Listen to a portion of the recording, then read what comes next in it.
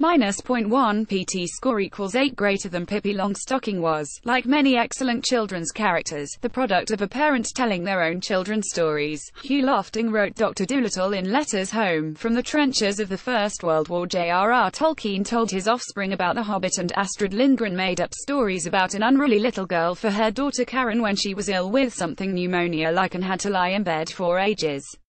Come to think of it, my own father told me stories about a little boy called Tubby Fatso who lived in the African jungle, but I can't see those going any further.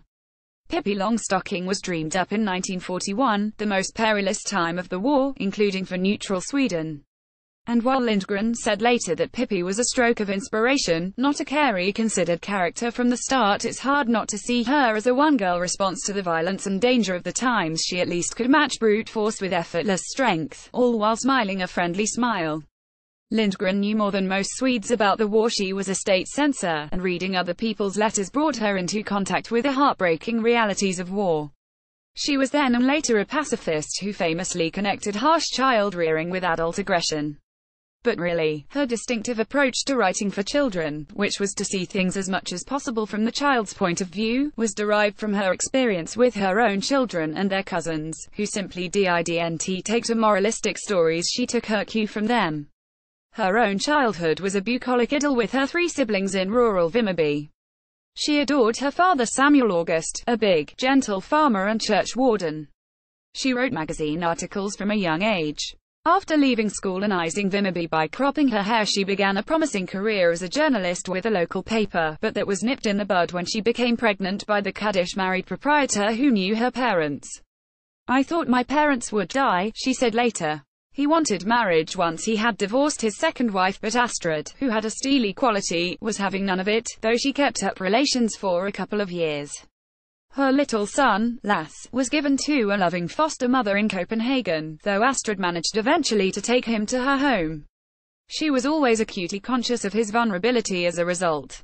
Remarkably, she managed to convince most people that her 2 children were born from her second marriage to Sture Lindgren, a prosperous businessman. Her keenness on privacy and talent for fiction were evident early on.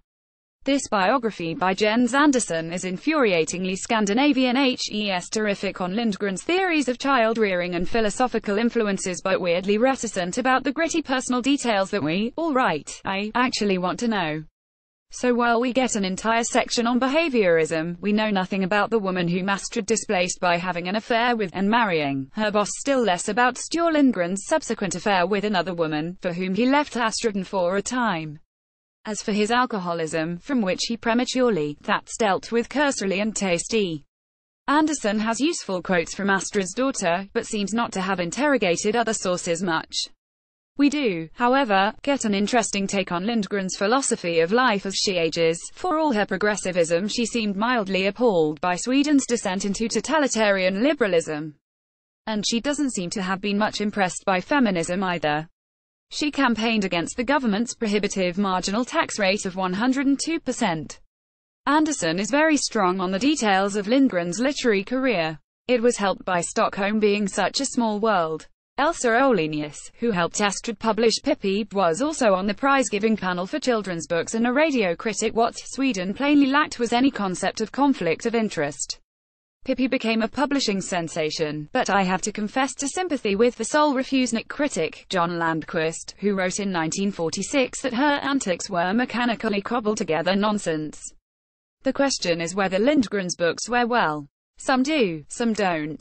My children found Seacrow Island, which Andersen adores, boring. The Brothers Lionheart is far more engaging, but I was relieved to read here about the ISED controversy over the ending, which appears to justify child suicide.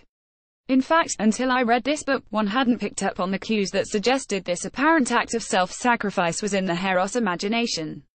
I confess that I excluded a New English version of it from a roundup of children's books because I couldn't bring myself to recommend what seemed like a dangerous example. Yes, I am a prig. At the end of the 3rd Pippi book, she gazes quietly and alone at a candle.